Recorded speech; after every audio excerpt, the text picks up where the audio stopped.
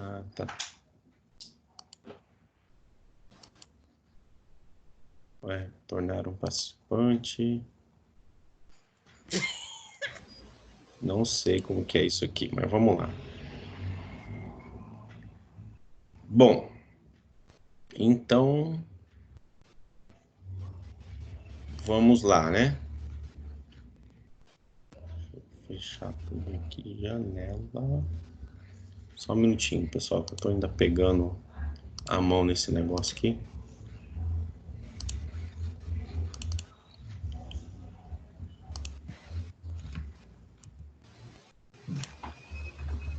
Muito bem. Compartilhar janela. Estão me ouvindo direitinho? Aqui sim. Sim. Sim. Então, beleza. Deixa eu voltar lá no começo da aula, que eu estava preparando a aula para vocês. Bom, hoje a gente vai começar a aula falando dos perfurocortantes, tá? E aí, uma matéria que já tinha pedido para vocês olhar, eu coloquei algumas coisas lá no AVA, tanto de perfurocortante quanto de de hemorragia. Então, a gente vai falar desses dois assuntos hoje. Por que a gente vai falar desses assuntos? Porque eu preciso que vocês vejam algumas coisas, já vou adiantar alguns assuntos, para que a gente possa, lá na frente, fazer direto à prática, tá bom? Então, vamos lá. Cadê o negócio de compartilhar? Né? Parar de compartilhar. Muito bem, perfurocortantes, tá? Perfurocortantes, o nome já diz, né? Tudo que aquilo que pode te cortar ou te perfurar, tá? Exemplos simples são agulhas e seringas.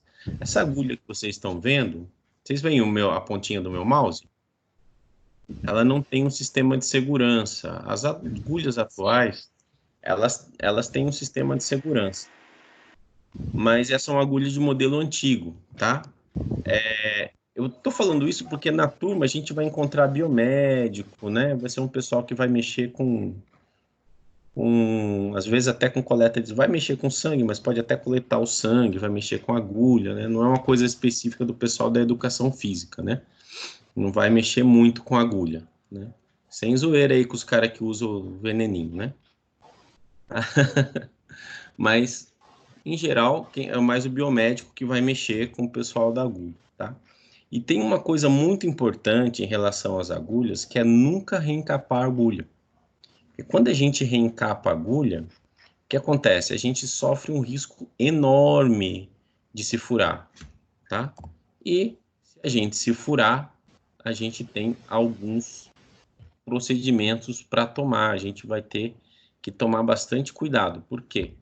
Porque você vai precisar fazer exames, vai precisar tomar medicação, né? Vai ficar sem dormir, vai dar um monte de problema, tá bom?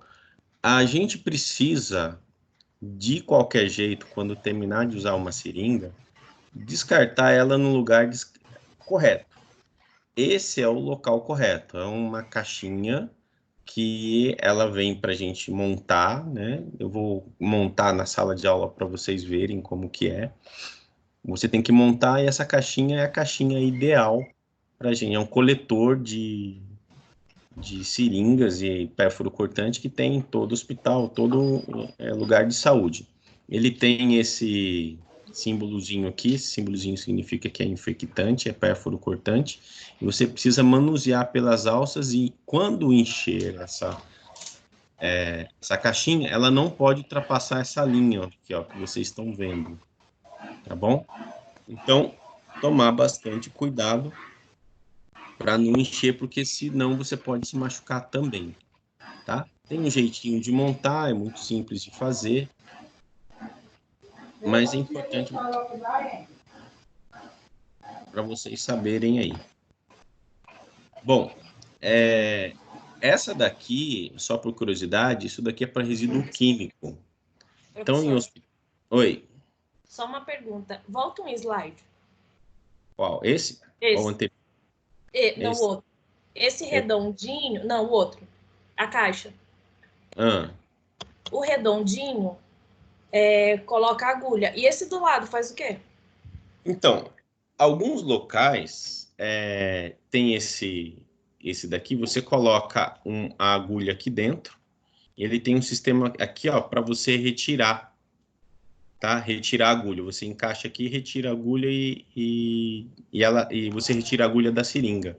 Atualmente, esse daqui é um modelo mais antigo. Atualmente, ele não vem mais com isso, porque as agulhas já têm um sistema de proteção. Então, você não consegue, você tem que acabar jogando tudo aqui desse lado, mas você vai encontrar ainda alguns equipamentos com esse negocinho. Então, você colocaria a agulha aqui, empurraria ela para cá, giraria, e aí você derrubaria só a agulha aqui dentro e essa parte da seringa aqui, ó, né? Essa parte aqui, ó, o corpo da seringa, né? O êmbolo da seringa, você desprezaria de outra forma, entendeu? Então é para isso que você tem esse outro negocinho. Atualmente a gente não usa muito isso não, mas tem lugar que você vai trabalhar que você vai encontrar isso aqui, né? Assim como tem lugar que você pode encontrar isso aqui de Aí, tchau. isso aqui de plástico, entendeu? Às vezes você vai encontrar algumas embalagens de plástico disso aqui, tá? O nome, eu achei essa marca aqui, né, Descarpac, todo mundo chama isso de Descarpac, igual o Ambu, igual o Cotonete, pra gente, a gente chama de Descarpac, mas Descarpac é a marca, tá? Isso é uma caixa coletora. Como essa daqui, ó, essa daqui ela tem o tóxico e ela é laranja. Então, resto de, por exemplo, seringa, coisas químicas, né, ampolas, né, de medicamentos são jogados aqui, tá? Nesse laranja. Então, na unidade que você vai trabalhar de saúde, tem que ter os dois, tá? Então, tem que descartar adequadamente. Como que é descartar adequadamente? Colocar dentro dele e pronto. Não tem outro jeito, né? Não reencapa nunca. Ah, mas vai gastar um negócio. Vai gastar. Não tem jeito. Beleza? Tá? E eu costumo dizer que a sua segurança não tem preço, né?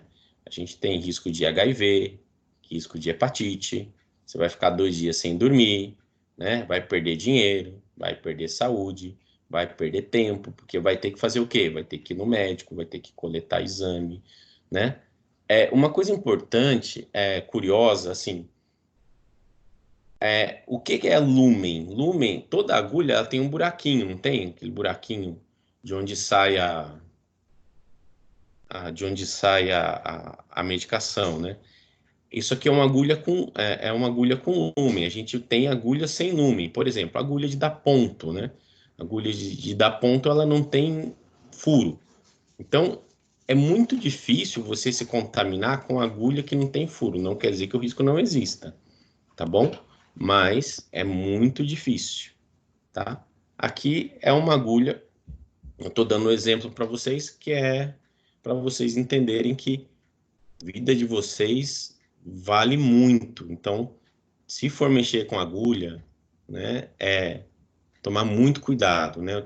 A utilização de luvas não protege você contra o pérfuro cortante, mas protege de outras situações. Então, para aqueles que vão mexer com a área de saúde diretamente, vai ter que utilizar luvas quando for tocar no paciente com alguma doença, vai coletar sangue, vai mexer com fluido corporal, né? Precisa usar luva, tá bom? Esse daqui eu coloquei pelo seguinte, né? O pérfuro cortante não tem muito segredo, né? É isso que a gente já viu, tá? Agora, isso daqui é uma situação que o Ministério da Saúde coloca, né? Hoje a gente tem o que a gente chama de pós-exposição sexual, tá? Profilaxia da pós-exposição. O que é essa profilaxia da pós-exposição? A partir do momento que você tem um acidente, vão ser coletados sangue seu, vai ter que pedir autorização para o paciente para coletar sangue dele, para fazer o teste, ele pode inclusive se recusar a fazer, e dependendo da situação vai ser analisado e você vai ter que tomar 30 dias de medicação. É uma medicação antirretroviral. Quanto mais cedo você tomar a medicação, mais é o efeito dela, que a ideia é evitar que o vírus se multiplique dentro do seu corpo o mais rápido possível, tá? Mas você tem até 48 horas, se eu não me engano, entre 48 e 72, mas se eu não me engano é 48 horas, para você poder tomar essa medicação. Então, assim, se você se picar com alguma coisa, vá imediatamente aonde é aqui em São José dos Campos, Hospital Municipal, ponto. Tá? Profilaxia de pós-exposição é o Hospital Municipal que a gente vai aqui, entendeu? Então, não deixe de ir. Uma outra situação que pode acontecer é relação sexual, né, sem preservativo, né? Se acontecer, né, tá lá, tal, virando os olhinhos, tá tudo feliz. Mas aí, poxa, meu, eu vou ficar encanado, não vou conseguir dormir. Então, o que você faz? Para o que está fazendo, né? Pare o que está fazendo, tá? Tome, lave, né, o membro com a genitália com água e sabão e urine, tá? Você vai lavar internamente e vá ao pré-exposição, tá? Vai para o hospital tomar pré-exposição. Ah, mas vai ficar chato, eu quero terminar a relação sexual. Coloque a camisinha, termine a relação sexual e vá o mais rápido possível ao hospital, tá? Essa a gente chama de mandala da prevenção, que é o que o Ministério da Saúde usa hoje, usa prevenção combinada. Eu preciso falar isso para vocês, porque principalmente o pessoal da educação física, a galera que é adolescente, né, vai chegar, vai fazer perguntas para vocês, né? Então, o pessoal da biomedicina mais difícil, né? Mais o pessoal da físio também, mas muita gente vai perguntar direto para o professor de educação física, né? Como é que usa o preservativo, né? Como é que usa o preservativo masculino, feminino, né? A importância do gel lubrificante hoje, né? Por quê? Porque o gel lubrificante, o transporte de vírus, o gel lubrificante, o que ele faz? Ele diminui o atrito. Diminuindo o atrito, é menos risco de pegar HIV. Então, hoje a gente tá inclusive dando o gel lubrificante junto com o preservativo nas unidades básicas de saúde. Algumas unidades já são assim, tá? Quem tem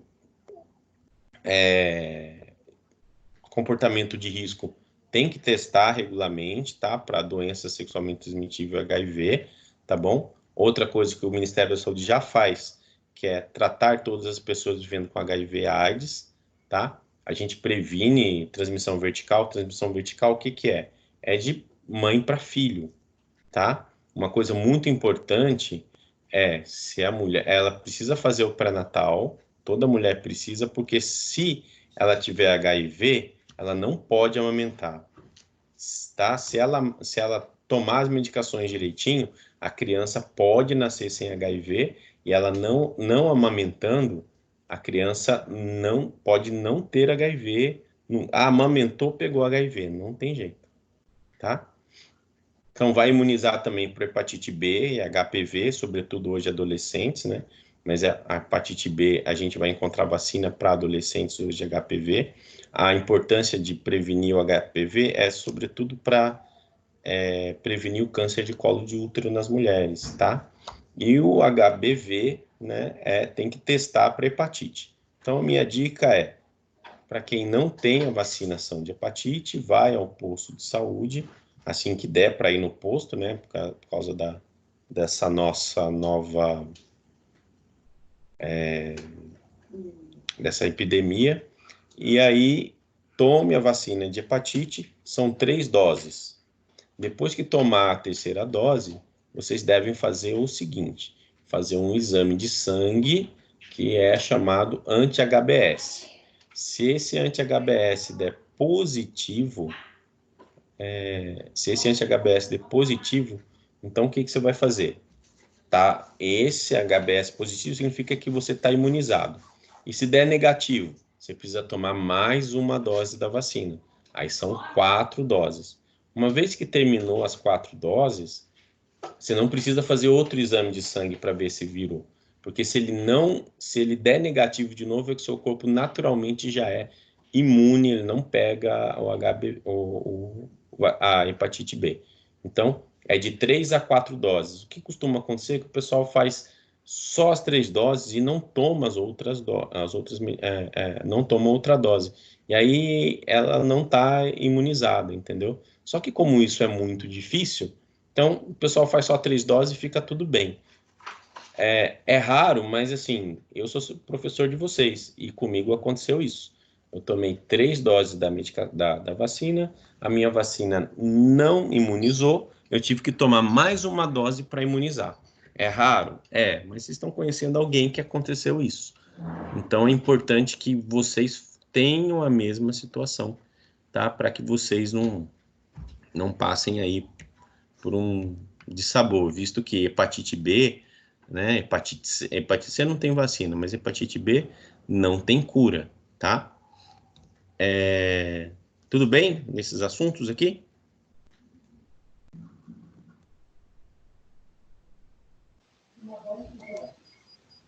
Tudo bem? Então, Tudo estão me bem. ouvindo aí? Deixa eu ver se alguém está ainda pedindo aqui, né? Poxa, galera, 52 aqui, 52 assistindo, tô ficando bem contente, tá? Então, deixa eu voltar lá. Parar de compartilhar. Então, em relação ao pérfuro cortante, é muito importante vocês lembrarem, tá? De usar sempre luva, sempre que for mexer. Lembra da regrinha, né? Primeira coisa é se nós estamos seguros. A segunda coisa é se estamos paramentados. Tudo bem? Então, vamos lá. Vamos falar de hemorragias, tá? No AVA, o próximo capítulo é hemorragia. Aí, eu vou dizer uma coisa para vocês, que não está no AVA. É o seguinte, existe uma sequência pela qual a gente atende o trauma, tanto a hemorragia, né, como todo tipo de trauma. A sequência é essa letrinha que você está vendo aí, X, A, B, C, D, E, tá? No mundo inteiro é assim, menos na Rússia, tá bom? Na Rússia eu não sei como que é lá, mas eu sei que não é desse jeito. Eu gostaria de saber, porque eu não sei como é que eles fazem, mas deve dar certo para eles. É um país que é bem grande, deve dar certo lá. Mas quando começou, esquece o X aqui um pouquinho, a gente, quando ia atender qualquer tipo de trauma, tá? Qualquer tipo de acidente com lesão, a gente precisava olhar. A, vem de airway, né? Via aérea. B, boa ventilação, tá? C, circulação. D, déficit neurológico, disfunção neurológica, e exposição do paciente. Eu tenho que expor a lesão e prevenir a hipotermia. Então, toda a sequência de atendimento que a gente vai fazer quando for atender qualquer trauma é A, B, C, D, E. Quem que descobriu isso aqui? Quem que pensou nisso aqui? Foi um médico americano que estava voando com a família no seu avião particular. Esse avião teve um acidente, a esposa dele morreu e ele foi com os filhos para um hospital. O pessoal do pré-hospitalar conseguiu atender ele direitinho, esse médico, isso aconteceu nos Estados Unidos, e como era uma cidade pequena, as pessoas não... o médico que estava lá sabia que não sabia que atender esse cara é como se fosse o bambambam bam, bam da medicina lá, e o cara ficava com medo de atender ele, não sabia o que fazer. Ficava perguntando lá, nossa, e agora, né? O que eu vou fazer? Eu não vou fazer isso, eu não vou fazer aquilo. Então, ele falou assim, nossa, eu fui muito mal atendido, e aí ele criou um programa no Colégio Americano de Cirurgiões chamado de ATLS, Advanced Trauma Life Support. Esse programa que foi criado lá, ele foi expandido para o mundo inteiro e salva milhares de vidas todos os anos. E ele vai sofrendo modificações também periódicas conforme a ciência avança. E uma das... por que começava com A, B, C, D, E? Porque primeiro o A é o que mata mais rápido, né? O que mata mais rápido é a pessoa conseguir ficar sem respirar. Então, eu preciso abrir a via aérea, que é uma coisa que a gente vai fazer na sala, tá? Vou ensinar vocês, tá? Boa ventilação, ou seja, se abriu a via aérea, mas a pessoa não respira, eu tenho que fazer ela respirar. Eu vou utilizar equipamentos, né, para fazer ela respirar, e aí vai depender muito também respirações e tal, da segurança de cena para vocês, mas então a gente pensa, né? A terceira letra é a letra C, que vem de circulação. Tudo de hemorragia, fraturas, né, curativos, a gente faz na letra C. Percebe que a prioridade está sendo a via aérea e a respiração? Depois a letra C, depois a letra D, que é para a gente saber o estado de consciência da pessoa, se ela está confusa, se ela não está confusa, se ela está inconsciente, se ela está acordada, se ela perde a consciência durante... tem amnésia lacunar, se ela perde a consciência durante o atendimento, se ela... Então, a gente avalia o que é mais importante para salvar as pessoas.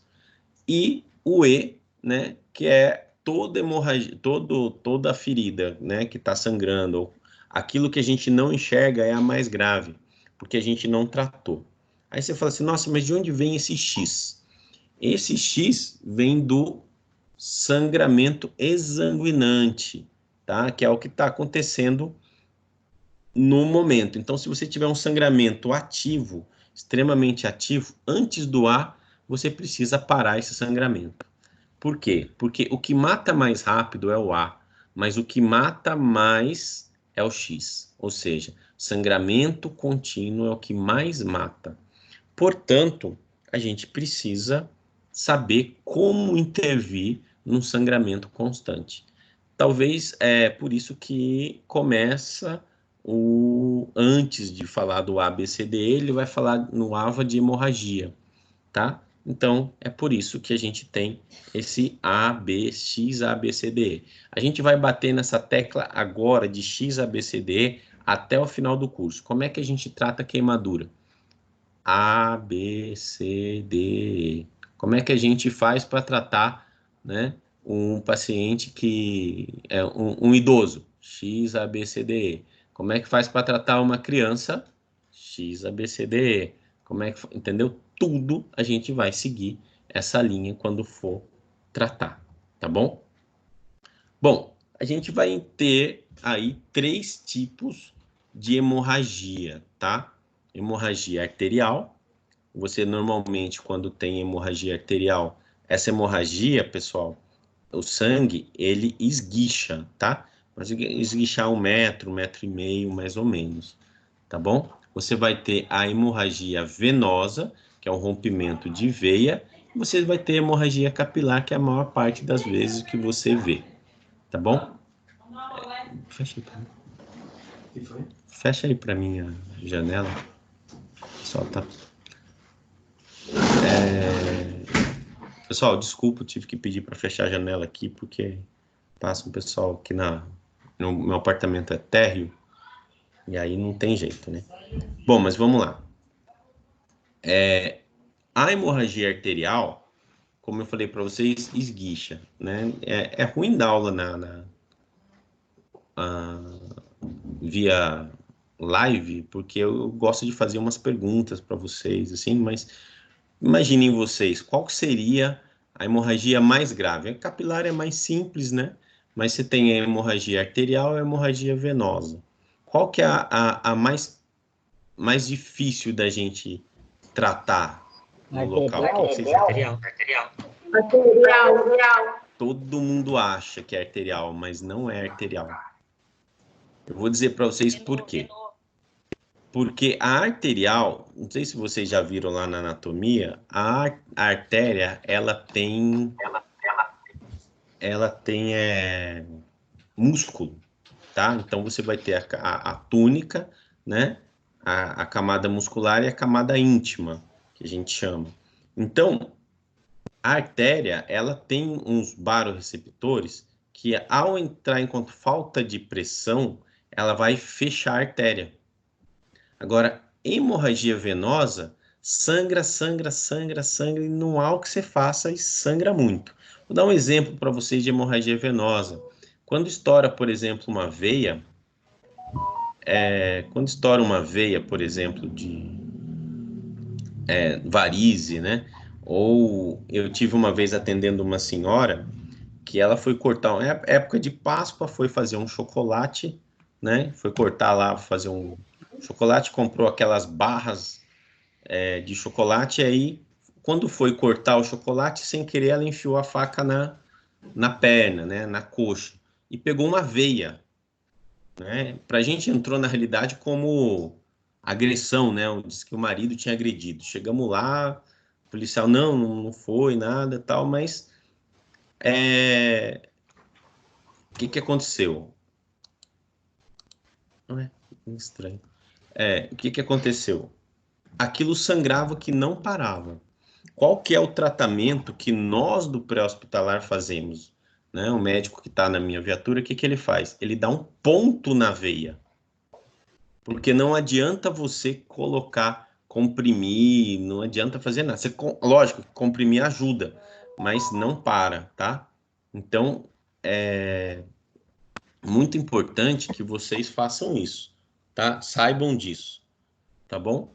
É muito importante que vocês saibam disso, porque a hemorragia venosa é muito difícil de conter, tá? Mais difícil que a arterial. Quando a gente vai, por exemplo, em alguma ocorrência, né? E a gente tem... Ixi, o que aconteceu aqui? Quando a gente vai em alguma ocorrência, a gente tem, por exemplo, avulsão de membro, tem sangramento, mas não sangra tanto.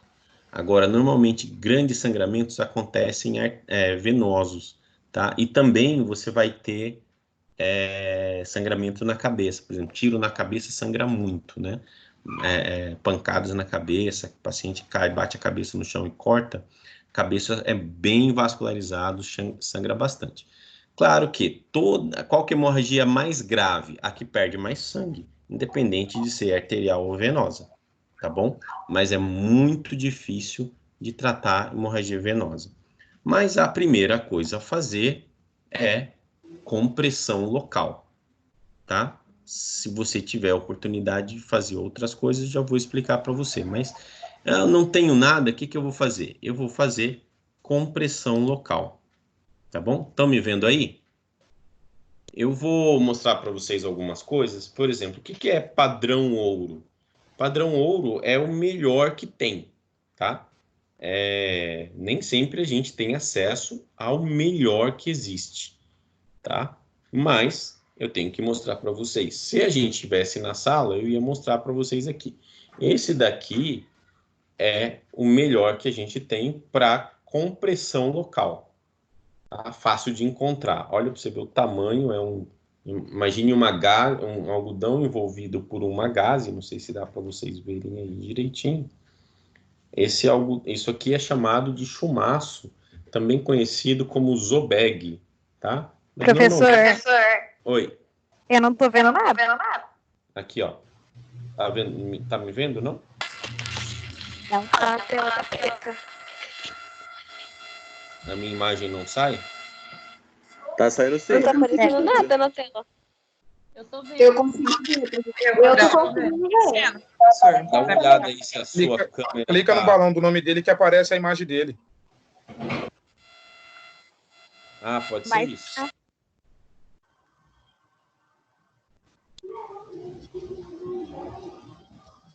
Eu não tirei nenhuma foto no slide para mostrar, que eu ia mostrar ao vivo. Bom, mas tudo bem. Eu vou mostrar para vocês, se você não conseguir achar, eu vou mostrar para vocês aí também na sala, que vocês vão mexer com isso. Eu vou mostrar para vocês como é que utiliza isso daqui, na aula prática, tá? Aliás, pessoal, já está marcada todas as aulas práticas, viu? Tá bom? A segunda coisa é compressa de gaze, tá? É muito fácil de encontrar isso na farmácia. Compressa de gaze é uma outra coisa que a gente pode utilizar para limpeza, para colocar no local da lesão, tá bom? É a segunda coisa que a gente usa para colocar. Mas eu não tenho gaze também, tem um sangramento aqui, mas não tem gaze, né? As meninas aí costumam ter esses absorventes femininos. Roubei um aqui da minha mulher aqui, né? Absorvente feminino, ele vem estéreo, tá? Então, e ele tem esqueci o nome da substância agora de cabeça, mas tem uma substânciazinha aqui que absorve aí líquidos, né? Então, ele é uma coisa excelente para você colocar, né, numa ferida. Professor, parece que ele parece gel. É um gelzinho, é uma substância que ao entrar em contato com o líquido, ele vira gelatinoso. Mas é um negócio interessante para... Então, a gente pode usar também? Pode. Né? O melhor é usar gás e atadura estéreo. Mas não tendo, você pode utilizar... Gente, desliga o fone de ouvido, tá dando mal contato. Tá dando uma interferência aí. A compressão, ela é tanto na hemorragia arterial quanto na venosa? Em todas, tá? A primeira coisa que você vai fazer é colocar sobre o local e apertar, tá bom? É um tiro, coloca no local e aperta. Sempre, tá bom? Tá? Você vai apertar no local. Vai manter apertado até o resgate chegar, tá? Até o resgate, tá bom? Sempre vai acontecer, tá? Então, toda vez que tiver um sangramento, o lugar de hemácia é dentro do vaso. Então, a gente vai apertar para não deixar ela sair. Entendeu? Tá bom? Então, essa é a outra. Eu não tenho absorvente feminino, né? Se você tiver uma fralda, né, idoso, fralda de criança, é uma outra opção, né? Ele também é uma coisa limpa que você pode usar. Eu também não tenho isso daí. Então, o que você vai fazer? Você pode usar um pano qualquer. Fralda de bebê também, professor? Fralda de bebê também. Fralda de bebê é extremamente limpo, né? Porque se não for limpinho, ela vai dar lesão na criança. Então, você pode utilizar. Eu vou comprar fralda de bebê com primeiros socorros. Não é, né? Tá? Mas eu não tenho outra coisa, eu posso utilizar, por exemplo, a fralda de bebê. Tá bom? Então, é uma estratégia que você pode usar. A gente vai chamar essas coisas não usuais de meios de fortuna, tá? Isso que a gente chama que é não usual é meio de fortuna, ou seja, o que eu tenho na hora. Então, você está num lugar que você não tem, né, alguma coisa, você pode utilizar isso, tá bom? A gente tem até uma pessoa que falou assim, você pode usar, por exemplo, pano, pode usar qualquer... eu não tenho nada. Aí, se for em você, utilize a sua mão mesmo.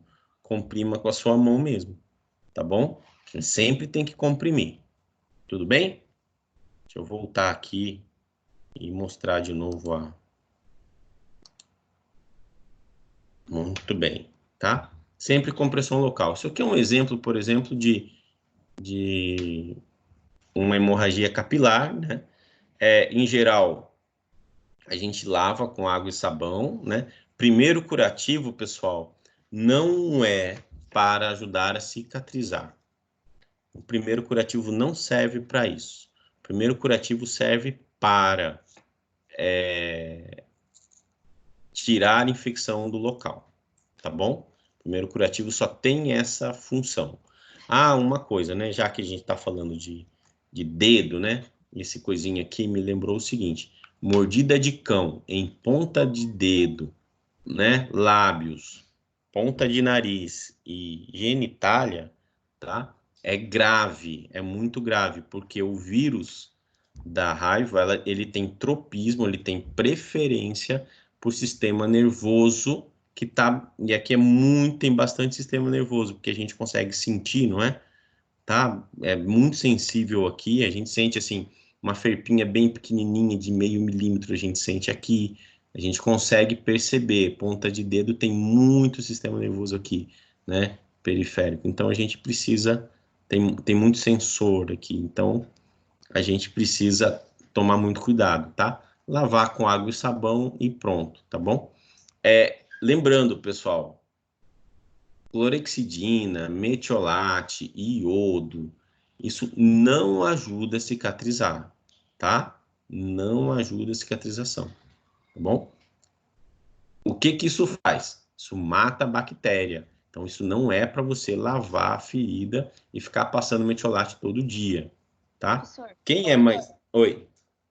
recentemente o meu filho foi mordido pelo cachorro da vizinha. Certo. E aí nós fomos no pronto atendimento e lá eles lavaram com água, sabão, bastante. E aí só colocaram uma gase assim em cima, falou que quando eu chegasse em casa era para me deixar sem a gase. E ele tomou remédio antibiótico. E o médico falou que era uma prevenção, né? Isso, tá. Ele fez certinho. A mordida não foi no dedo.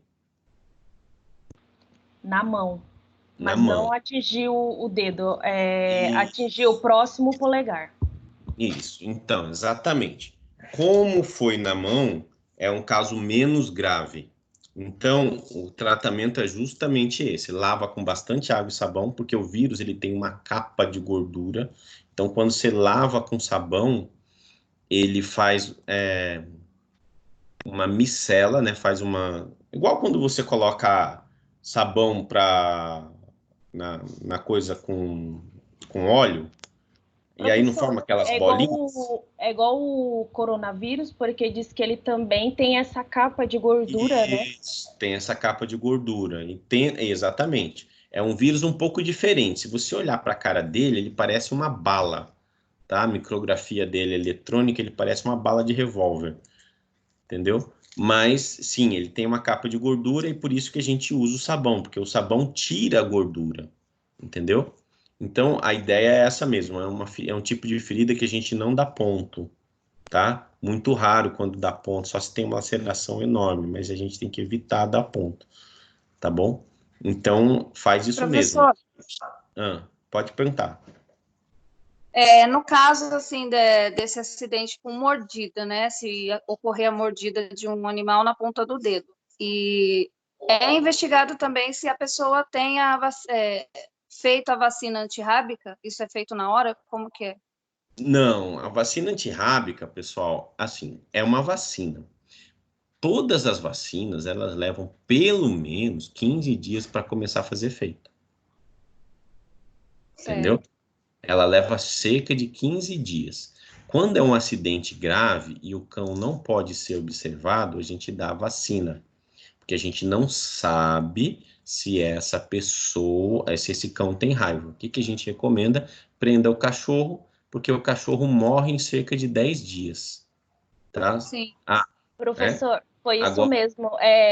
O médico, a primeira coisa que ele perguntou se a gente conhecia o cão. Inclusive, ele fez até um atestadozinho que eu tive que dar para minha vizinha, falando que o cachorro tinha que ser observado durante 10 dias. Isso. Né? O homem morre depois disso. Então, a gente espera que a vacina funcione. Mas, o cão não é observado e mordeu na ponta dos dedos. A gente não vai fazer a vacina, a gente vai fazer um negócio chamado imunoglobulina. O que é imunoglobulina? Vou dizer assim de uma maneira bem simples, é como se você pegasse a imunização já pronta. Só que aí são várias injeções, vários dias tendo que tomar imunoglobulina, tá? Para que o seu corpo não desenvolva, né? Uma tentativa de não desenvolver. Pessoal, raiva não tem cura, tá? Uma das coisas que é mais interessante na raiva é que a raiva, ela tem um dos sintomas, da raiva é a certeza da morte. O paciente sabe que vai morrer. Ele tem certeza absoluta. Tem um relato de uma criança com 8 anos de idade, não foi no Brasil, que ela falava que ia sentir saudade dos pais quando ela morresse. E ela não sabia que tinha raiva, né? 8 anos de idade não tem noção disso. Então é uma coisa que foi relatada. Uma outra coisa que foi relatado é que outras coisas que são relatadas é hidrofobia. Então a pessoa não pode nem ver e nem escutar o barulho de água, que ela tem contração muscular involuntária.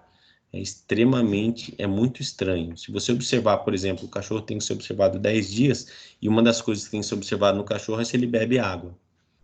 Se ele bebe água, se ele não bebe água, é um sinal que o cachorro pode estar com raiva, ele vai ter esse problema. E se a pessoa escuta o barulho da água, ela tem contração, assim, é horrível. Eu nunca atendi um paciente com raiva, graças a Deus, mas deve ser uma morte muito... Existe um protocolo inglês que eles usam, às vezes, para poder salvar as pessoas. Se eu não me engano, tem 1 ou 2 casos que eles conseguiram fazer da pessoa salvar. Só que a pessoa ficou toda sequelada, né? Assim, Professor, ó, então todo mundo que pega a raiva morre? a letalidade é próxima de 100%. Como te falei, eu conheço 2 casos que foram documentados de sobrevivência da raiva. Mas a pessoa sobreviveu a partir do uso de um protocolo, mas ficou totalmente sequelada. Não fala, não anda, não mexe o braço, não mexe as pernas, a pessoa fica acamada, vira um vegetalzão. Ela sabe o que está acontecendo, mas é terrível. Terrível mesmo. Por isso que a gente tem que tomar bastante cuidado. Tá bom? Então, sim, é grave. Tá? Mas voltando a falar aqui, ó, em relação à ferida, eu me lembro muito bem que a gente usava um negócio chamado metiolate nas feridas, né?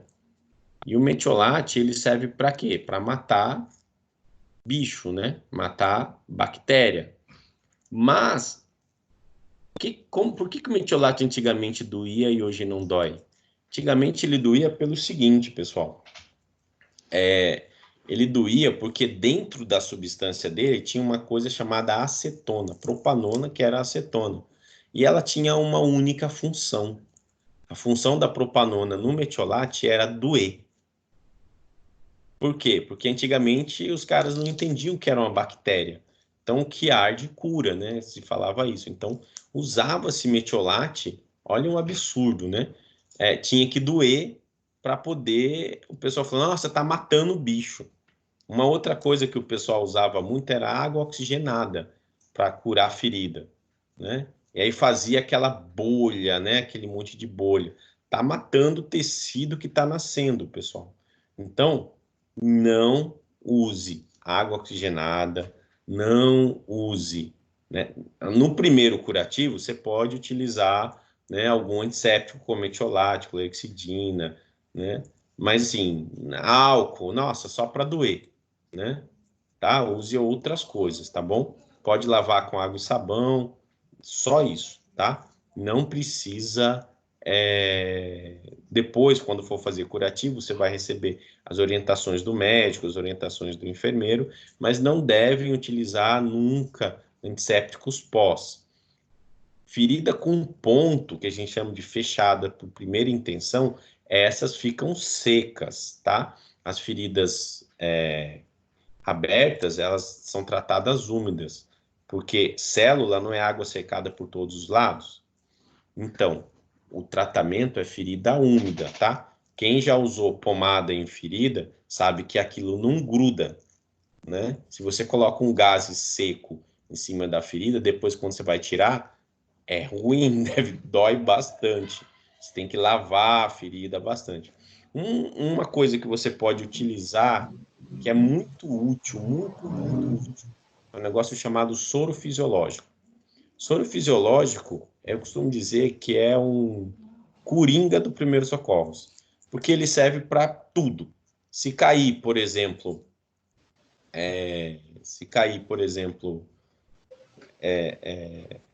alguma coisa no seu olho, você pode lavar com soro fisiológico. Se precisar lavar o nariz, estiver com o nariz correndo, soro fisiológico. Se precisar lavar a ferida, soro fisiológico. É o melhor que tem para a gente usar para lavar. Então, o soro fisiológico ele serve para tudo, tá? Você pode lavar. A regra de tratar a ferida, pessoal, que a gente usa, é assim, pode pôr no olho? Então, pode pôr na ferida. Né? Então, a gente só lava com antisséptico no primeiro curativo. Depois, mesmo porque, é o que você falou, seu filho ele te deu antibiótico via oral.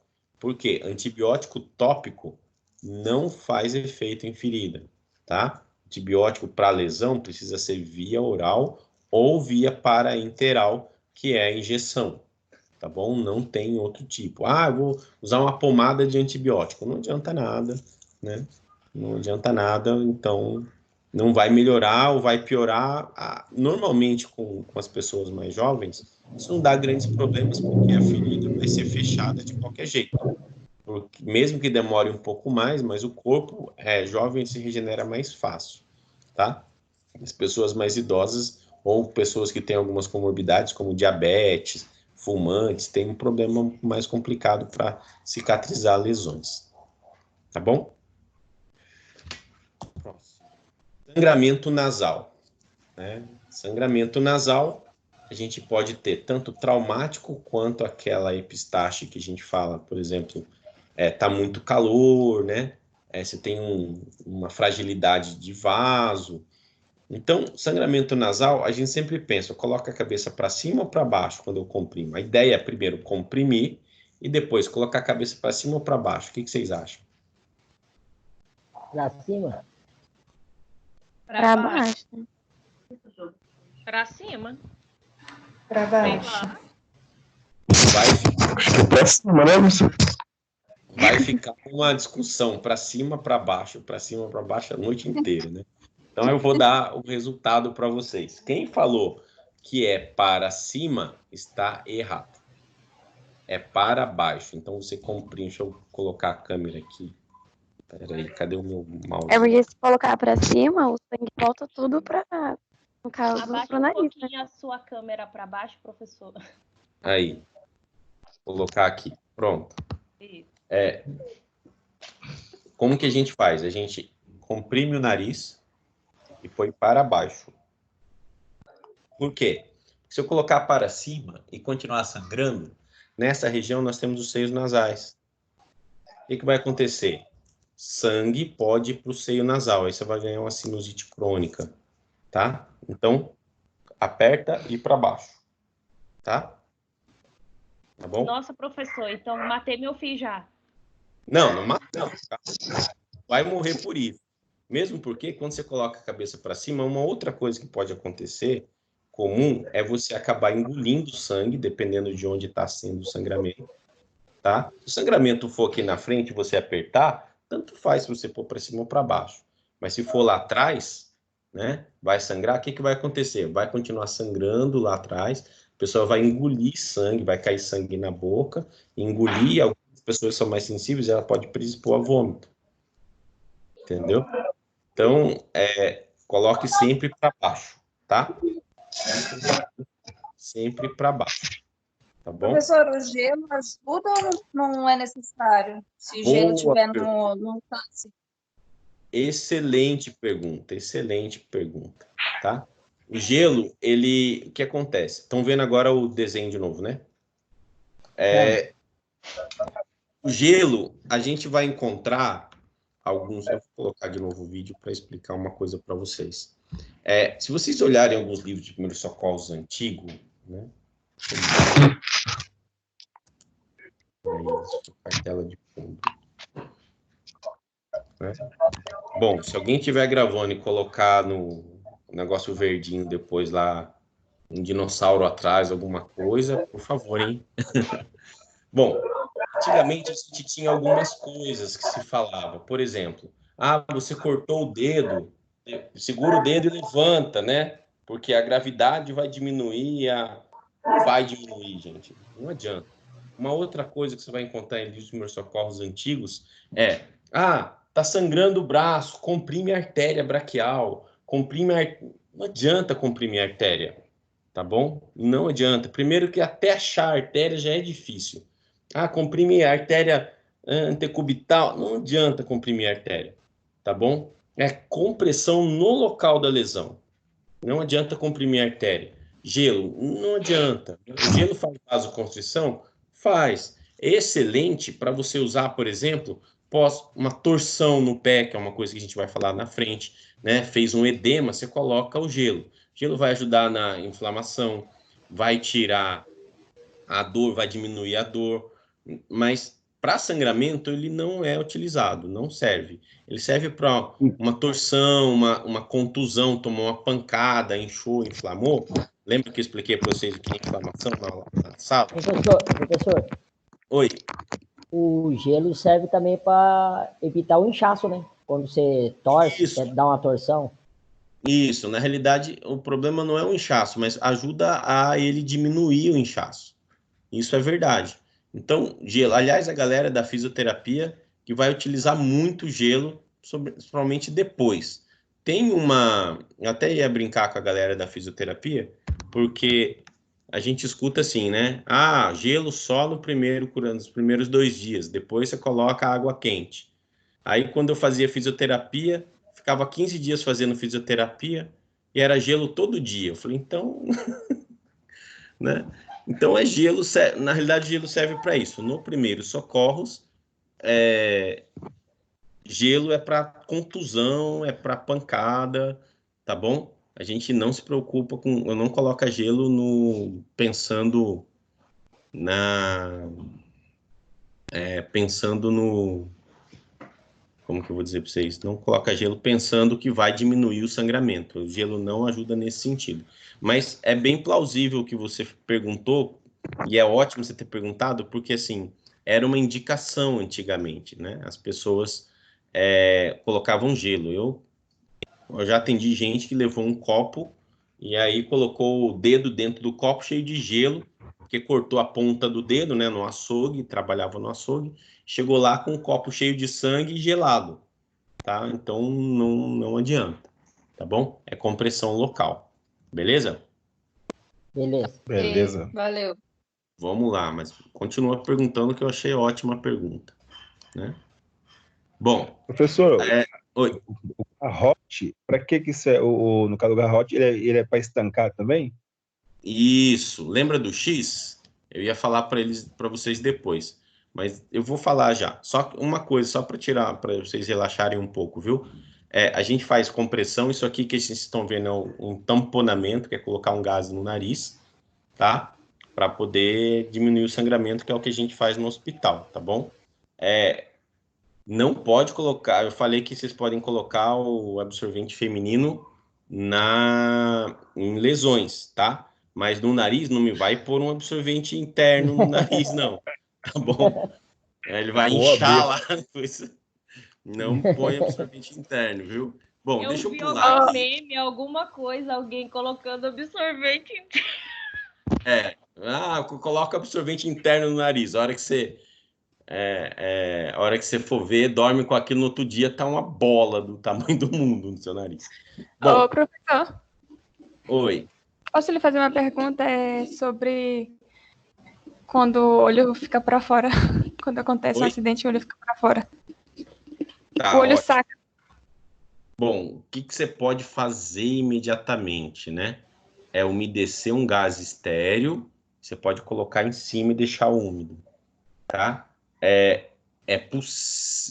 Vai depender do tipo de lesão para saber se vai reimplantar, tá? Mas, assim, quando o olho sai para fora, normalmente o que a gente vai pensar? A gente vai pensar na cinemática do trauma. O que aconteceu? A força envolvida para poder arrancar o olho, ou tirar o olho de lá, a força envolvida é tão grande que, além do olho, a gente está preocupado com o cérebro da vítima, né? E a pancada foi na cabeça e a pancada é muito grande a ponto de tirar o olho para fora. Então, é a lesão que a gente se preocupa até no sistema nervoso central.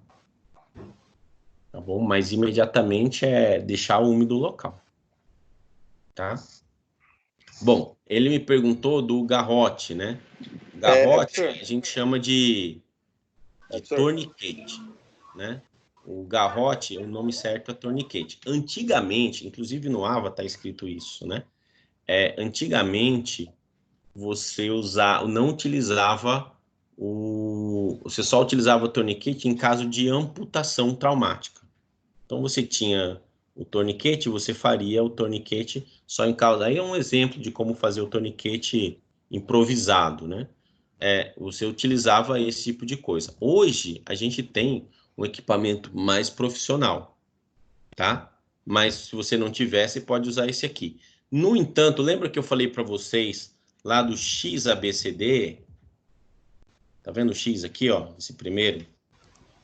O XABCDE, ele é porque é o torniquete que a gente vai utilizar, tá? É o torniquete. Por quê? Porque quando a gente tem uma... Oi? Eu não ouvi. Para mim não tá aparecendo o slide. Ixi, peraí, deixa eu tentar compartilhar de novo. Clica de novo em cima lá do nome dele que aparece. Quando a gente tem uma perda Aqui tá dando sanguínea... interferência. Acho que tem coisa ligada. Quando a gente tem perda sanguínea, né? Bastante perda sanguínea, tá? Em volume de sangue, tá vendo, ó? A gente vai entrar em choque. E esse paciente, conforme ele vai perdendo sangue, por exemplo, se ele perder 750 ml, é choque grau 1. De 750 a 1.500 é choque grau 2. De 1.500 a 2.000 é choque grau 3. Perdeu mais de 2.000 ml, são 2 litros de sangue, é choque grau 4, isso é extremamente grave. Esses dois já são graves, tá? Então, a gente tem que ficar muito esperto. Por isso, a gente começa com XABCD. Por quê? Você tem o sangramento que está ativo. O sangramento está ativo, eu vou primeiro fazer o torniquete, tá? É o contrário do que a gente fazia antigamente. Deixa eu colocar aqui a minha imagem, que aí vocês vão ver. Eu tenho aqui, ó, a gente vai mexer na sala, tá vendo? Torniquete, tá? É um torniquete comercial. A gente vai utilizar... Vou tentar virar aqui, peraí. Acho que tá aparecendo. Não sou muito bom nesse negócio de live não, viu, pessoal? Cara velho sabe como que é, né? Então você tem... Deixa eu tirar aqui. Esse equipamento aqui, ele faz um torniquete, ó, tá vendo? No meu braço, ele faz um torniquete. Aí eu vou pegar ele e vou dobrar. Eu vou abrir aqui esse negocinho branco.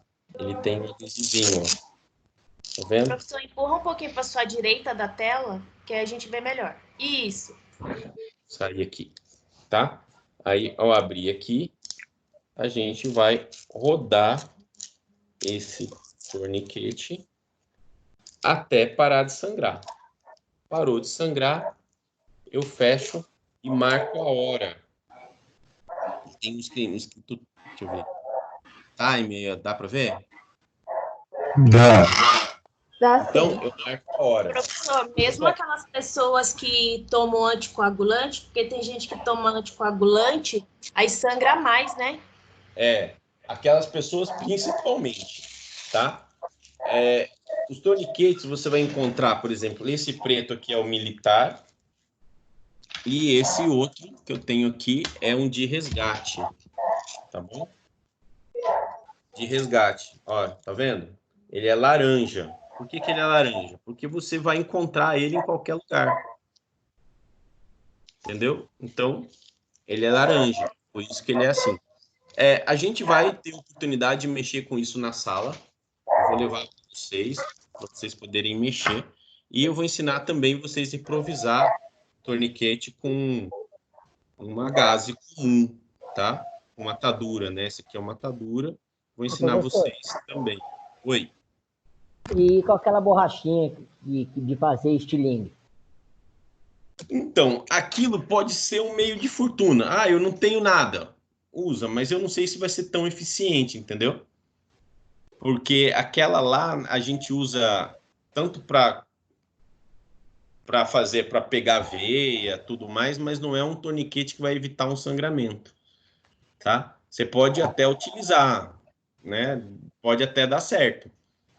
Mas o ideal é que o torniquete ele não seja muito fino, tá? Ele tem que ser relativamente grosso, assim, ó.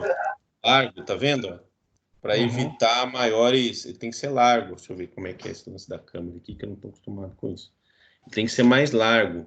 Inclusive, para vocês terem uma ideia, existem, por exemplo, outros tipos de torniquete que são usados no militar. Tá vendo como é largo, ó?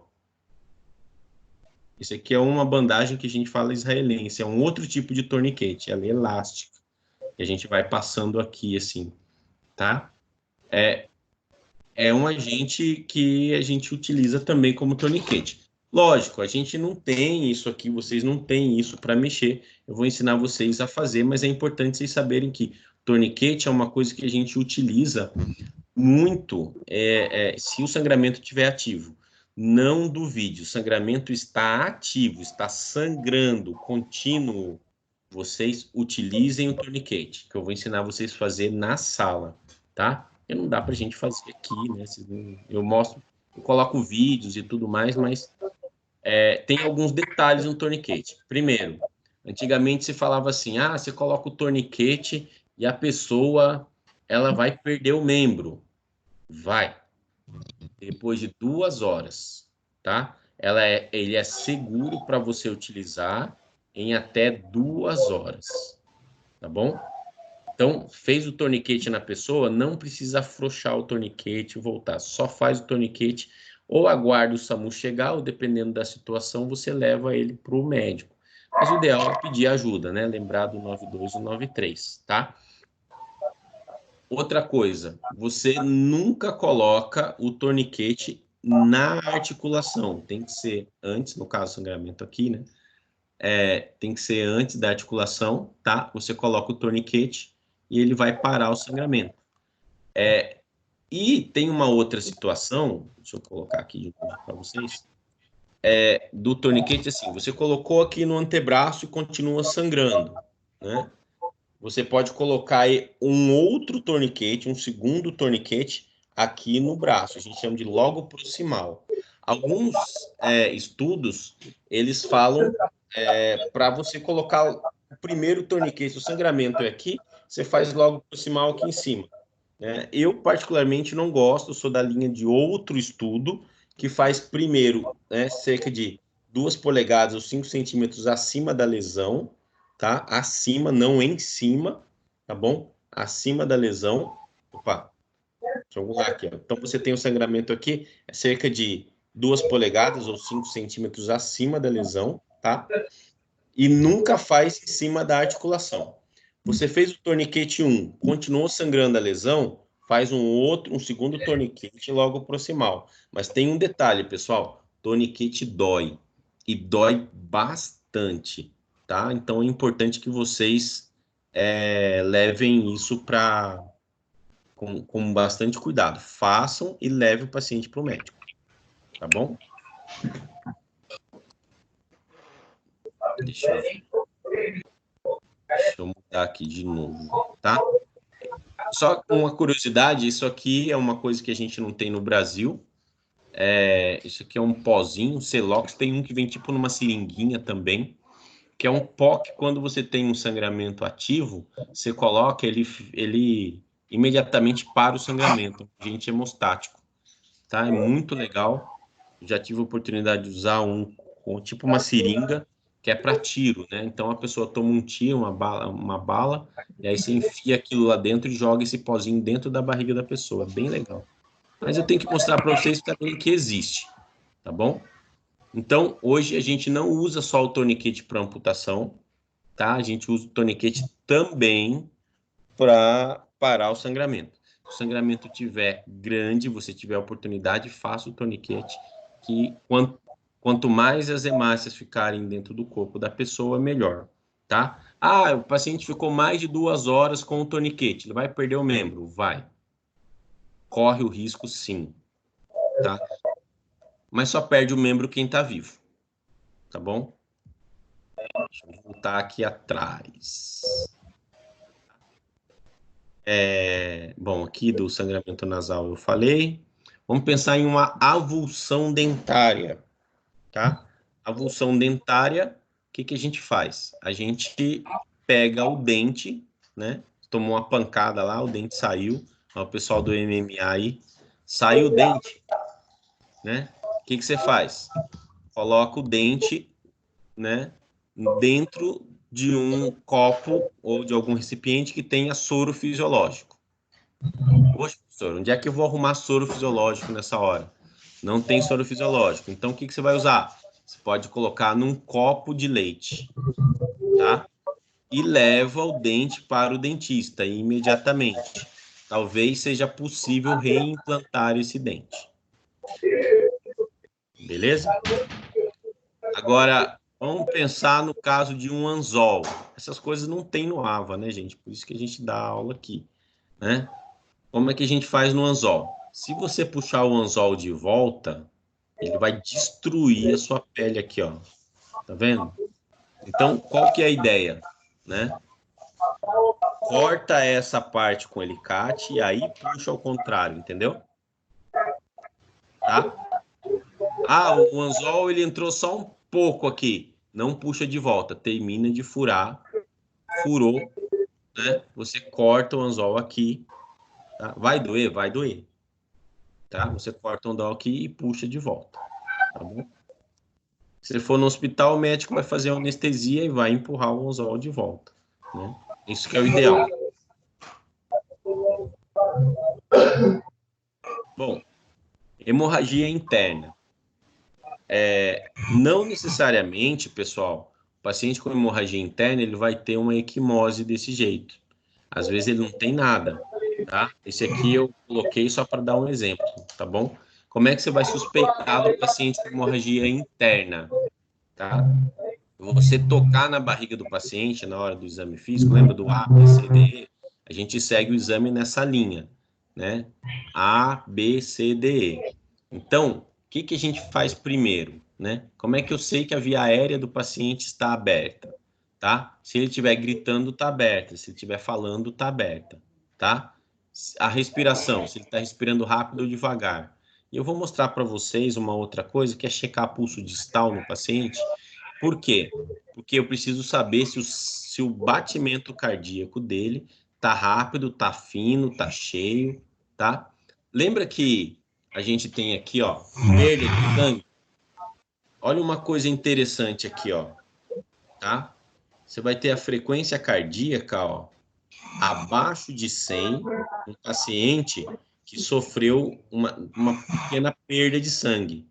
Uma perda maior de sangue, você vai encontrar no paciente que sofreu uma perda de 1 litro, de até 1,5 litros, tá? E acima de 120, você vai encontrar, e taquicardias em geral, você vai encontrar em pacientes com perdas grandes de sangue, tá bom? Agora, olha que interessante, né? A pressão, ó, ela fica normal ou elevada, ela diminui aqui, mas ela diminui bastante aqui. Então, a primeira coisa que altera, que a gente se preocupa, é a frequência cardíaca no paciente, tá? Então, primeiro a gente olha a frequência cardíaca, tá bom? Depois a gente vai pensar em pressão arterial, tá? Esse teste de perfusão capilar aqui é quando a gente aperta o dedo. Deixa eu ver aqui, ó. A gente aperta o dedo, assim, a ponta do dedo, tá? E esse leitungeiral, ele tem que ficar, deixa eu ver se aparece para vocês aí. Eu aperto aqui, ó. Vai ficar branquinho, um pouquinho, em menos de 2 segundos, ele volta ao normal, tá? Isso daí é permeabilidade capilar. Ela é 2 segundos que a gente observa, tá bom? Ela é 2 segundos. Maior de 2 segundos é grave, tá? Ou suspeita de grave, tá bom? Vou voltar aqui. Então, quando a gente vai ter uma hemorragia interna, a gente vai observar o quê? Desliga o microfone aí. Será que tem alguém dormindo na aula? Tá chato? Tá parecendo que tem alguém. Tá roncando lá. Professor, você consegue silenciar o microfone de todo mundo. Eu acho que é mais fácil. Deixa eu fazer aqui. Cadê? Ativar. É o Marcos que tá com o negócio ligado aí, tá com barulho. Eu acho que o Marcos tá dormindo. Marcos. Tá dormindo. Ou tá de gracinha, né? Ativar legendas ao vivo. Não. Eu não tô achando aqui o lugar para parar o som. Deixa eu ver. Mostrar conversa. Ativar. Ele já desligou, já. Né? Agora eu já liguei de novo. Não, a pessoa que tava com barulho desligou, professor. Ah, então tá bom. Vamos lá. Onde que eu tava mesmo? A permeabilidade capilar que eu falei, não era? Isso. Ai, meu Deus. Deixa eu ver aqui. Estão vendo a imagem? Estão vendo o slide de novo, não? Não. Não. Não. Tá. Deixa eu compartilhar de novo aqui. Isso. Agora deixa eu tirar isso daqui. Deixa eu deixar assim, que aí fica mais fácil. Bom, então, o que a gente vai fazer, né? A gente vai utilizar nossas mãos, a gente vai ver a via aérea do paciente, tá livre, tal. Vou ensinar vocês a abrir via aérea, né? Proteger cervical, cuidado. Mas aí quando a gente for, a gente toca na barriga do paciente, né? Toca na barriga do paciente. E se essa barriga tiver dolorida, principalmente pós-acidente de carro, queda de bike e tal, a gente suspeita de hemorragia interna, tá? A gente suspeita, ele vai ter uma barriga, a gente fala em tábua, né? O abdômen irritado, tá? A gente chama de, né? Abdômen irritado. Então, você tocou na barriga do paciente, tremeu, falando, ai, não. Pronto, esse paciente é abdômen irritado, tá? Então, a gente tem que ficar muito esperto. Ele pode estar tendo hemorragia interna, sim, tá? Deixa eu passar aqui de novo aqui. Outra coisa é pelve, né? Eu vou ensinar vocês a examinar uma pelve, tá? Não dá pra gente fazer aqui, como é que... Aqui não tem como fazer, mas a gente vai ensinar vocês também a examinar uma pelve. Mas a gente vai observar, ó, paciente grave, ele vai ter aumento de frequência respiratória, vai ficar... né? Isso aqui a gente só vai ver no hospital, tá? A perda de urinário e o estado mental dele também, tá? Vai ser alterado. Por que que altera o estado mental? Porque o paciente vai perdendo o sangue, vai indo menos oxigênio para o cérebro, e aí ele vai ficar confuso e letárgico, tá? Ele vai ter aquele suor frio, né?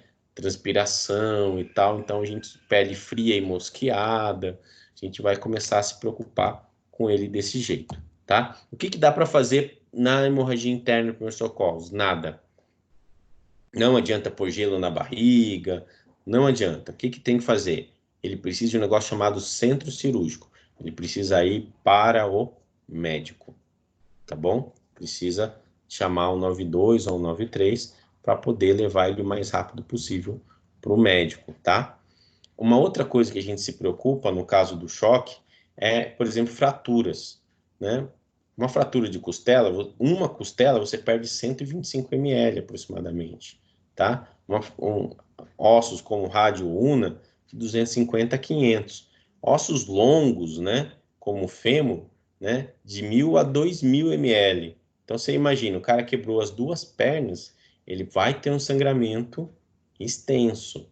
A pelve pode sangrar de 1 litro até todo o sangue da pessoa, tá? Já atendi ocorrência, o cara perdeu todo o sangue na pelve, vários, né?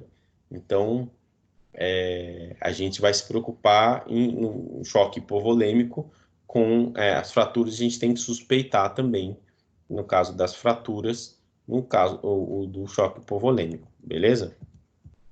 Deixa eu voltar aqui, deixa eu ver se eu esqueci alguma coisa, não... Muito bem. né? Agora a gente tem, por exemplo, objetos que estão empalados, tá?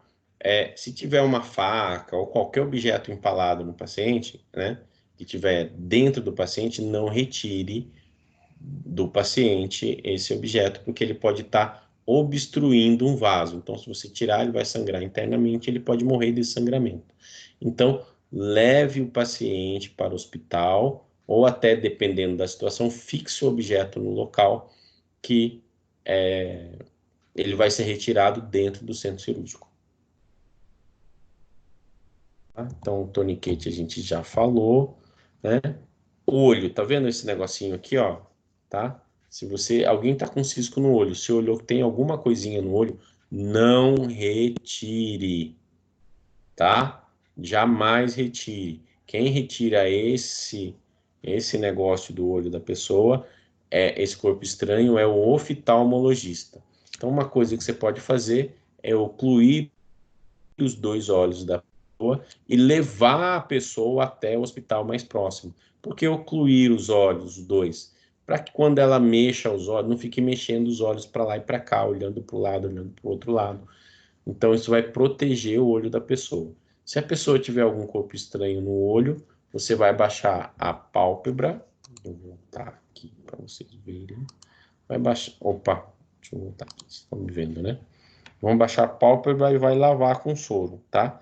Se você precisar, se tiver alguma coisa na parte de cima, o ideal é colocar um cotonete aqui atrás, virar a pálpebra e com outro cotonete tirar, tá bom? Agora, se tiver no olho, como tá na imagem, tá? Não retirem.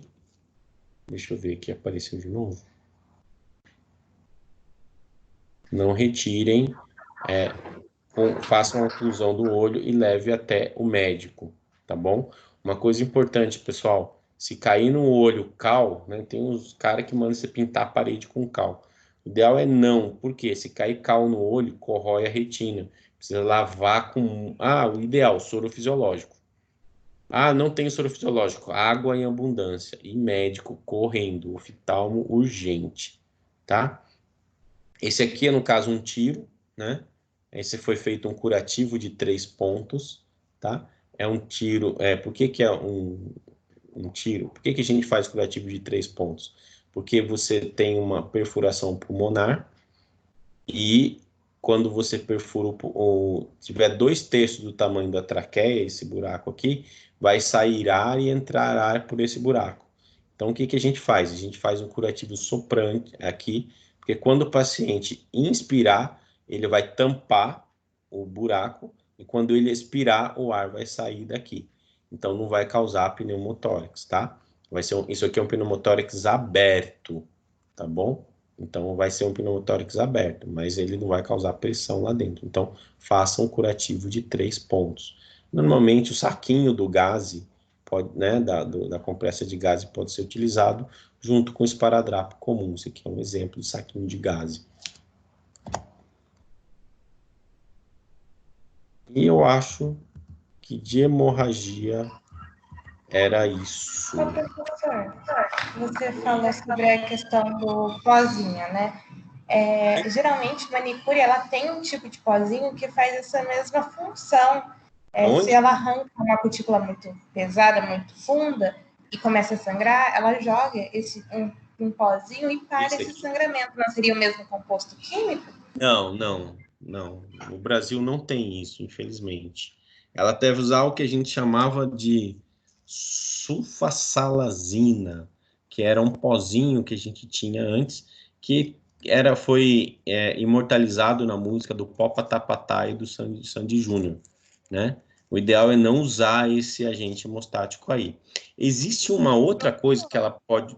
existe uma outra coisa que ela pode usar no lugar, que é um hemostático, que chama alginato de cálcio. Galera do MMA e também da educação física usa muito, né? Vocês já viram que é tipo um... Como que eu vou dizer? Vamos ver se eu consigo achar aqui alginato de cálcio. Espera aí, eu tô com a internet aberta, né? Quer dizer, eu abro a internet aqui. Oi, pode perguntar. É aquele que fica tipo uma geleia que o pessoal passa no supercílio? Isso. né? A sulfasalazina que você está falando é o mesmo do comprimido? Não. Ah, tá. Não, como que era? A gente chamava de pó de sulfa. Sulfasalazina é um remédio para Crohn, né? É o que eu tomo, isso que eu ia perguntar. Crohn. Alginato, é pó de sulfa, só que eu não lembro direito o nome inteiro dele. O alginato de cálcio, deixa eu pôr imagem, eu vou tentar compartilhar. Ele é como se fosse um... Deixa eu ver se eu acho aqui. Ele não... Ele é um... A sua manicure pode usar isso aqui, ó. Deixa eu ver se eu consigo colocar. Para sangramento. Tem o preço dele aqui, é caro para dedéu, né? Deixa eu fechar aqui. Né? Eu não consigo tirar o preço do negócio, já que a gente entrou no assunto. Vou tentar... Deixa eu fechar aqui. Vou fazer uma outra... Hemostático. Pó hemostático. Então, tem um pó hemostático, mas eu não conhecia algum aqui no Brasil, não. Pode ser uma coisa nova, né? Eu vou colocar num slide aqui o alginato, que é uma coisa que dá para usar também. Normalmente a gente não coloca muito. Nossa, apareceu a imagem do negócio, que saco. Não era para aparecer, não. É isso aqui, ó, tá? É isso aqui só, né? Tem várias marcas, não se preocupem com...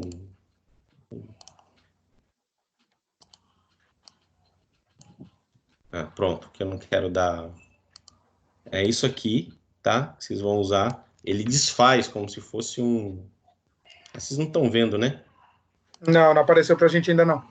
Então ótimo, porque eu vou tirar a marca, que como a aula está sendo gravada, eu não sei se pode aparecer ou não. Ó, o alginato de cálcio é isso aqui, vocês estão vendo? Dá para ver a minha imagem? É isso aqui, ó, né? É como se fosse um... é uma fibrinha, né? Ela fica uma fibrinha. É tipo uma fibra. Aí você pode usar. Agora, eu não vi no Brasil pó hemostático. Pode ser que tenha chegado, né?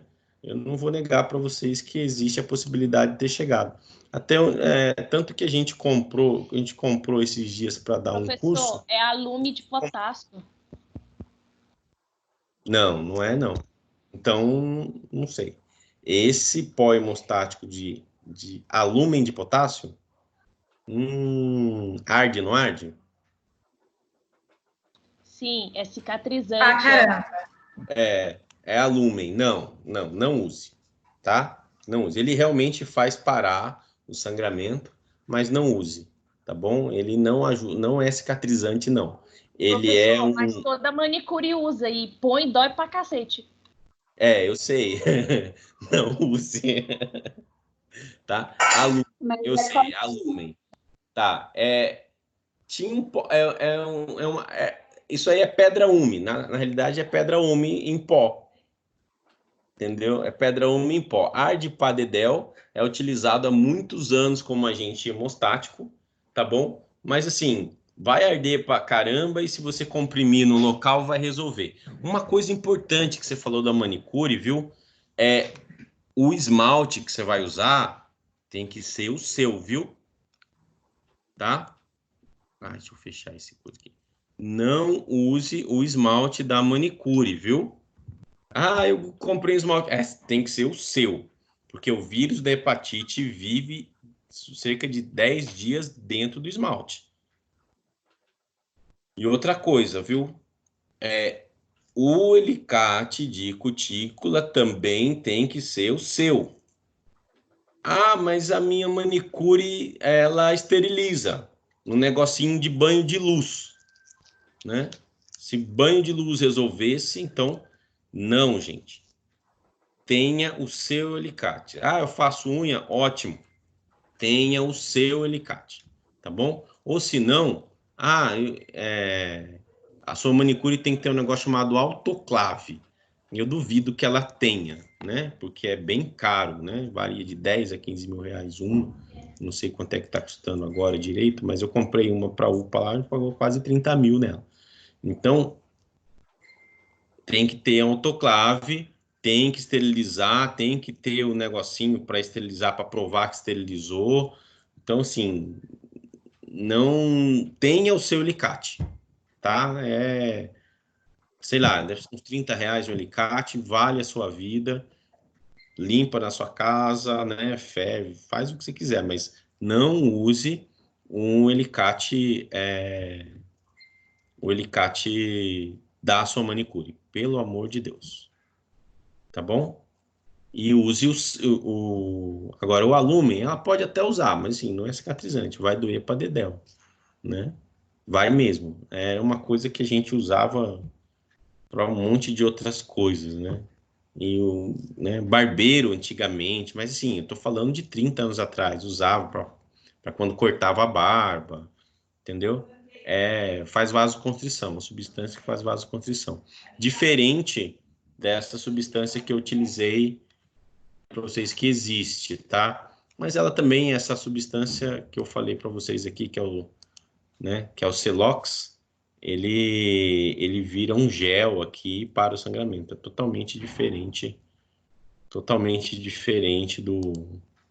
dessa substância que você passou aí para mim, né? A hora que ela falou, a Lumen, já sei que não é o ideal para usar.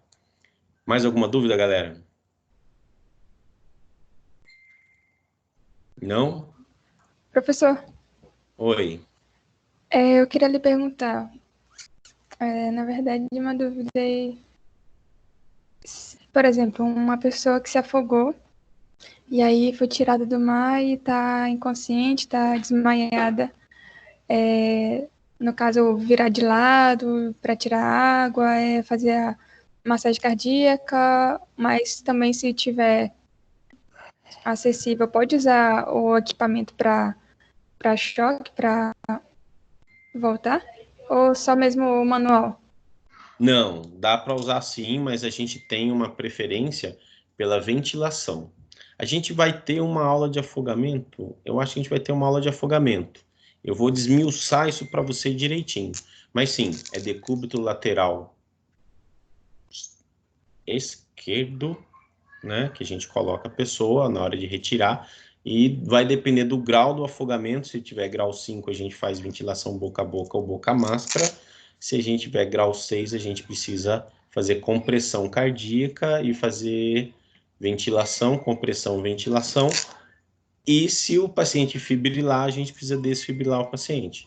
Mas aí eu vou explicar para vocês como é que faz isso. Inclusive, eu vou levar um DEA manual para vocês. Mas sim, normalmente a gente pode fazer a desfibrilação sim. Se eu tiver um DEA disponível, eu posso fazer a desfibrilação com o DEA, e se eu tiver, e só profissionais podem utilizar o DEA manual, o desfibrilador manual, mas o DEA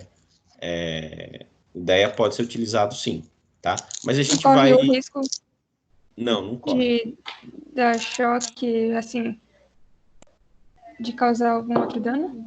Não. O desfibrilador manual não corre risco nenhum, nem para você, nem para a vítima, tá? É possível, mas a preferência no atendimento é a ventilação, tá? Tudo bem. A gente vai ter a aula de parada cardíaca, a gente vai mexer com a aula de parada cardíaca. Pessoal, o que eu gostaria que vocês fizessem para mim façam um resumo da aula, por favor, tá? Façam um resumo da aula, do que vocês entenderam, e joga para mim no meu e-mail, tá bom? Eu vou ter que contar pontos para vocês, então, por favor, joga no meu e-mail, o e-mail corporativo. Eu vou colocar... se eu colocar no chat, não aparece para vocês, deixa eu colocar aqui. Professor, seria o resumo da aula 2.1, 2.2? De hoje, tá?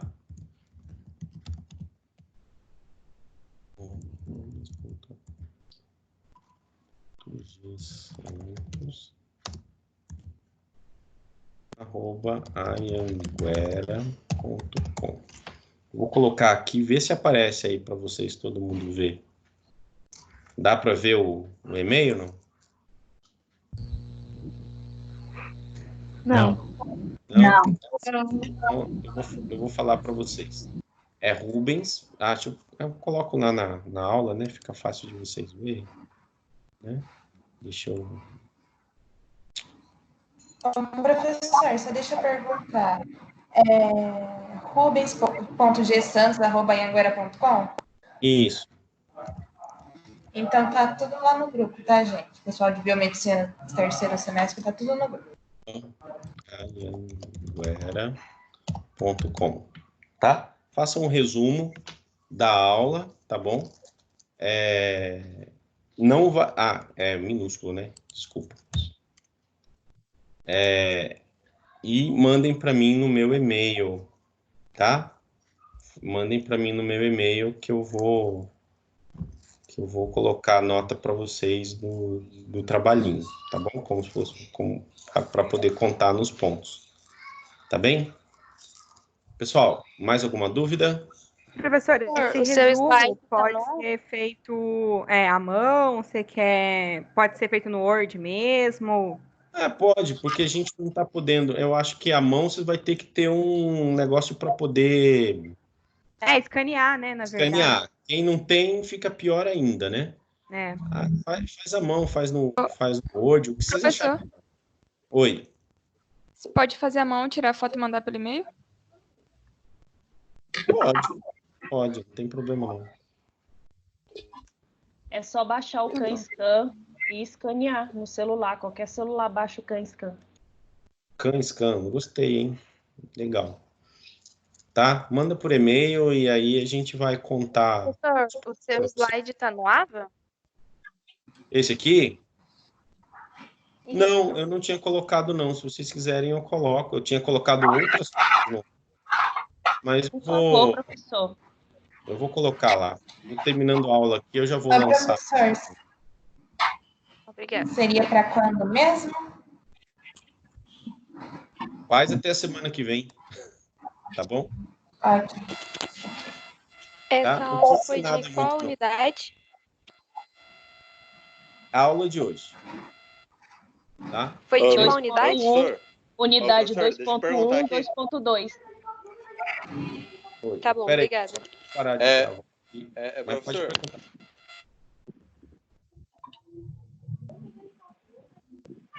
professor, Pode falar. Pode falar. o resumo tem que ser em forma de texto ou pode ser em forma de anotação? Pode ser em forma de Ó, anotação. coisa. Do jeito que achar melhor. Oi? Desculpa, pode repetir? Pessoal, do jeito que você achar melhor. Porque assim, Beleza. o que eu quero no resumo?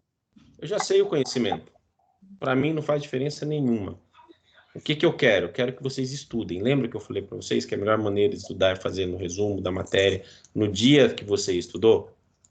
Né? Então, façam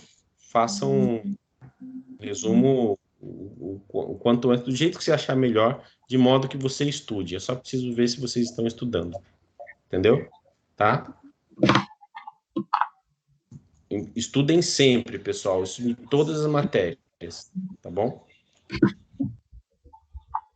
Deixa eu parar aqui. Pessoal, eu vou parar a gravação agora.